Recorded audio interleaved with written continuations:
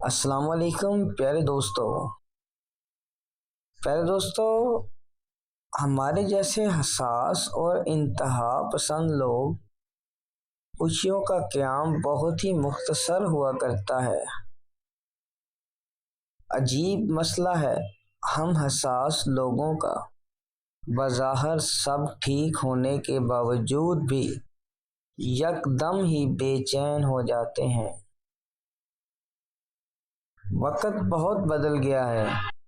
بچپن میں سونے کے لیے رونے کا بہانہ کرتے تھے اور اب رونے کے لیے سونے کا بہانہ کرتے ہیں۔ پیارے دوستو، جماعت سے پہلے بکرے کے کپوروں کو بھون کر اس میں زیتون کا تیل اور ہریسہ ملا کر کھا لیں، پسینہ نکل آئے گا، فارغ نہیں ہوں گے۔ مزید ایسی ویڈیوز جاننے کے لیے ہمارا چینل ضرور سبسکرائب کریں۔